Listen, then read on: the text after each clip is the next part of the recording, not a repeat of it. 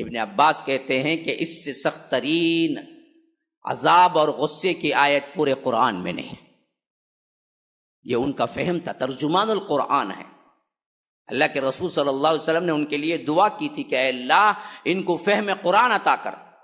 اسی لحاظ سے ابن عباس کا یہ قول بہت اہمیت والا ہے رضی اللہ عنہ. اس سے بڑی سخت ترین آیت، غصے والی آیت پورے قرآن میں کوئی نہیں. کیا ہے؟ ہاں، فذوقوا، کہا جائے گا عذاب کا مزہ چکھو، فلن نزیدکم، اب تمہارے اوپر زیادتی ہوتی رہے گی، ہوتی رہے گی، ہوتی رہے گی. الا عذابا، کس کی؟ سوائے عذاب کے، اس کے علاوہ کچھ نہیں، اس کے علاوہ کچھ نہیں. کیا مطلب؟ مطلب یہ ہوا کہ جیسے ہی عذاب اس کے لیے پرانا ہوگا اللہ کوئی نیا عذاب تبدیل کر دے گا. کیوں؟ پرانا ہوا تو تھوڑا کم ہو جائے گا نا جی. ہاں، مشکلیں اتنی پڑی کہ آسان ہو گئی. شاعر نے برابر کہا، ایک انسان کو دیکھیے، پہلی مصیبت آتی پریشان ہوتا ہونے، اسی طرح دوسری آتی کم پریشان ہوتا، تیسری آتی اس سے بھی کم، اس کے بعد مشکل ہی میں زندگی گزرنے لگتی تو اسی زندگی کو وہ آسان بنا لیتا. کیا کرنا بھائی؟ ہاں، پہلے معلوم ہوا بیماری، اٹیک ہوئی، وہاں سے پریشانی شروع ہوتی. ہاں، گردے چلے گئے، اس سے بڑی پریشانی ہے. پھر ڈائلسس پہ رہنا، اللہ اس سے بڑی ایک ڈائلسس میں مر جاؤں گا دیکھتا 10 سال جی لیتا. کیوں؟ ڈائلسس پہ ڈائلسس ہو رہے ہیں، اب کیا کریں گے؟ زندگی وہ بن گئی، اس کے علاوہ کوئی زندگی ہے نہیں اس کی. پہلے صحت مند سے یہ گردے فیلئر انسان کو موازنہ کرو تو صحت مند انسان سوچے گا ارے یہ آ گیا تو پھر ایک دن کی مہلت نہیں ہوگی شاید، اتنی شدید اس کے اندر درد. لیکن جب وہ آتا ہے، سنبھالنا شروع کرتا ہے، پھر تو کوئی ایسے بھی ہیں جو 25 سال سے بھی ڈائلسس کر کے جی رہے ہیں، زندگی لگی ہوئی ہے، کھاتا پیتا بھی ہے، ڈائلسس کو جاتا ہے. جیسے ہم کیا ہیں، ٹوائلٹ کو جا کے آتے ہیں، ویسے جا کے آ جاتا ہے، پھر نارمل زندگی، کھاتا بھی پیتا بھی ہے زندگی. کیوں؟ ایک چیز دائمی اس کے ساتھ لگی ہوئی ہے، مصیبت ہی صحیح لیکن اس کو سہنے کے اندر ایک طاقت پیدا ہو جاتی ہے.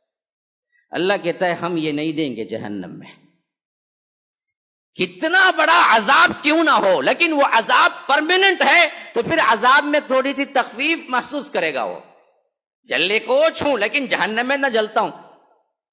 اب جل کے عادی تو نہیں، عادی نہیں، ہم بدلا دیں گے، پھر نیا عذاب کوئی دوسرا. اسی لیے اللہ ابن عباس کہتے ہیں اس سے بڑی عذاب کی آیت غصے کی، فلن نزیدکم، ہم بڑھاتے جائیں گے عذاب. اس عذاب میں تھوڑی سی تخفیف محسوس کرے، دوسرا عذاب نیا، وہ سوچ بھی نہیں سکتا وہ نیا عذاب کون سا ہے، وہ عذاب آ جائے گا. پھر دوسرے دن، پھر تیسرے دن نیا عذاب، چوتھے دن نیا عذاب، 5ویں دن نیا عذاب، ہر دن اس کے لیے نیا ہی ہوگا. وہ فلن نزیدکم الا عذابا، عذاب کی بڑھوتری کے علاوہ کچھ نہیں بڑھے گا وہاں پر. یہ جہنم ہے. کیا نہیں لگتا کہ اگر ہم اس میں اللہ نہ کرے ایک لمحے کے لیے چلے گئے تو بھی پھر اس سے بڑا بدقسمت انسان اور سب سے اہم ترین شکست کھایا ہوا انسان اس کے سوا کوئی نہیں ہوگا. تو بچو، بچنا چاہیے. کیسے بچیں گے جی؟ کیسے بچیں گے؟ جو رب نے اس کو بنایا اسی رب نے بچنے کی تدبیریں بھی دی. پہلی چیز اللہ کا قرب اور اللہ کو ایک مانو، اس کے ساتھ شرک نہ کرو، بچ جاؤ گے. کوئی بھی مرحلے میں اللہ کے علاوہ کسی کو نہ پکارو، ایک نہ ایک دن بچ جائیں گے. گناہ گار بھی ہو لیکن شرک نہ کیا ہو، لیکن دائمی شرک میں مرا ہو، پھر انہ من یشرک باللہ فقد حرم اللہ علیہ الجنۃ ومأواہ النار. جو کوئی شرک کرتا ہے ہم اس کا ٹھکانہ دراصل جہنم بناتے ہیں، اس پر جنت حرام ہوتی ہے. ایک اللہ کو مانو، ایک اللہ کی عبادت کرو میرے بھائیو. دائمی جہنمی تو نہیں بن سکتے، اس سے محفوظ ہو جاؤ. زندگی میں کبھی کسی کے سامنے نہ جھکاؤ اپنے سر کو، خواہ وزیر ہو، خواہ مشیر ہو، خواہ بادشاہ ہو، خواہ جھنڈا ہو، بنڈا ہو، یا آ کر خبر ہو، پیر ہو، کوئی بھی بڑا ہو، کوئی بھی معزز ہو، کوئی بھی مفکر ہو، کوئی بھی ڈاکٹر ہو، لیکن یہ سر کو نہ جھکانا، اللہ کے ساتھ کسی کو عبادت میں شریک نہ کرنا، پھر تو لاکھوں کروڑوں تمہاری عبادتیں ہوں اور ایک شرک کی حرکت ہو، یاد رکھو پورا کا پورا فنا ہو کے رہ جائے گا، پورا عمل غارت ہو جائے گا۔ یہ اللہ کے رسول کو اللہ تنبیہ کرتا ہے تو ہما شما کا کیا اعتبار؟ لئن اشرکت لیحبطن عملک، اللہ کے رسول آپ بھی شرک کریں گے تو آپ کے پورے گناہ اکارت ہو جائیں گے، بیکار ہو جائیں گے۔ اللہ کے رسول کو ہم کہاں جی، اللہ کے رسول کو خطاب ہے یہاں پر، لئن اشرکت، تو شرک نہ کرو، جہنم کی دائمی حیثیت سے تو کیا ہو جائیں گے؟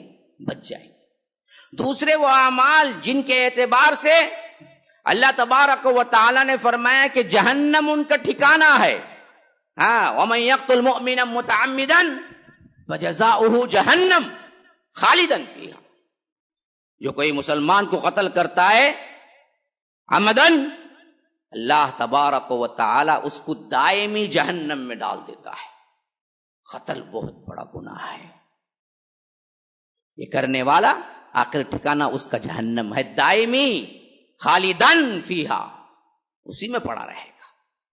ہاں، اسی طرح نافرمانی پہ کمر بستہ رہ کر زندگی گزارنے والے، ان الذین توفاہم الملائکۃ ظالمی انفسہم قالوا فیم کنتم قالوا کنا مستضعفین فی الارض قالوا الم تکن ارض اللہ واسعۃ فتہاجروا فیہا فاولئک مأواہم جہنم۔ جو لوگ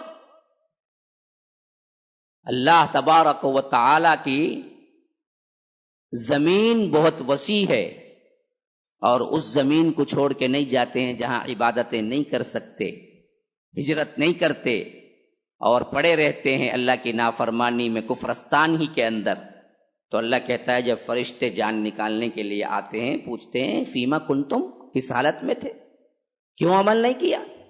کہتے ہیں کہ ہم مستضعفین تھے، ہم تو مجبور تھے، کمزور تھے، ہم کیا کرتے؟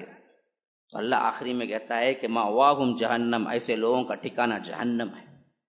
دیکھو ہماری حالت بھی کہیں اس میں نہ آ جائے۔ ہندوستان میں ایک ایسی جگہ تو بناؤ جہاں پر آپ مکمل عمل کر سکیں اسلام کا، مل جل کے ایک اپنی کیا ہے کمیونٹی تو بناؤ، جد و جہد تو کرو اس سلسلے میں، تاکہ فرشتہ پوچھے جان نکالتے وقت کس حالت میں ہو تو کہیں کہ اے اللہ ہم تیری عبادت ہی میں لگے ہوئے تھے، تیرے دین کو پھیلانے ہی میں لگے ہوئے تھے۔ یہ نہ کہیں کہ ہم تو مستضعفین تھے، ہم کو لاچار تھے، ہم کیا کر سکتے تھے، سود کا نظام تھا سود کھا رہے تھے، حرام کا نظام تھا حرام کھا رہے تھے۔ سود کس کے دل میں، کس کے گھر میں نہیں ہے آج، کس کے کھانے میں نہیں ہے سود؟ اس نظام کے خلاف کچھ کیا ہی نہیں، جیسے تھا ویسے ہی گزار رہے تھے اللہ۔ حتیٰ کہ ہمارے ذبیحے بھی حلال ہیں یا حرام ہے سمجھ نہیں آتا ہمیں، کیونکہ نہ کاٹنے والوں کو اللہ رسول کا نام معلوم ہے، نہ ذبح کرنے والے کو پتا ہے کہ توحید کیا ہے۔ ہاتھ میں اتنی بڑی کالی دوڑی ہے، اتنی بڑی لمبی موٹی تعویذ ہے، وہ ذبح کر رہا ہے اللہ اکبر اللہ اکبر، اور ہمیں بھی مزے لے لے کے کھا رہے ہیں، مرغی کھا رہے ہیں، فلاں کھا رہے ہیں۔ ذبح کون کیا ہے؟ مسائل بہت اہم ترین ہے، اگر میں لگا دوں آپ کو کچھ باتیں اس کے ساتھ، اس واسطے میں اس پہ کھل کے نہیں گفتگو کر رہا ہوں، عمل مشکل ہو جائے گا۔ میں نہیں کہہ رہا ہوں کہ ان کے ذبیحے حرام ہو گئے پورے، لیکن سوچ کو تو دیکھو، اسی نظام میں تو پلے بڑے ہیں نا جی، یہی کھاتے ہیں، یہی رہتے ہیں، اسی سانس لیتے ہیں، یہی زندگی ہے، کوشش تو کی کچھ بدلانے کی۔ ایسے لوگوں کا ٹھکانہ کیا ہے؟ مأواہم جہنم۔ اس لیے مفسرین کہتے ہیں مأوا اگر آ گیا کہیں تو اس کا مطلب ہے کہ دائمی جہنم میں رہیں گے۔ جو لوگ نظام باطل کو قبول کر لیتے ہیں اور اس نظام میں آپ آرام کے ساتھ زندگی گزارتے ہیں، تو پھر فرشتے موت کو نکالتے وقت یعنی نزع کی کیفیت ہی میں تم سے پوچھیں گے کس حال میں تھے جی، کیوں کوشش نہیں کی، کیوں نہیں تبدیل کیے، کیوں اپنی زندگی کو ایک اسلامک سوسائٹی کے اندر نہیں لائے، کیوں عمل نہیں کیے؟ اگر وہ یہ اعتراض کرتے ہیں کہ ہم کو وقت نہیں ملا، ہم مستضعفین تھے، ہم کمزور تھے، ہم کیا کریں، تو یہ مانی جائے گی؟ نہیں مانی جائے گی۔ فرشتے کہیں گے مأواہم جہنم، اس کا ٹھکانہ جہنم ہے، ڈالو اسے جہنم میں۔ وساعت مصیرہ، بہت برا ٹھکانہ ہے۔ تو یہ چیزیں کیا ہیں؟ ڈائریکٹ جہنم میں ڈالی جائیں گی۔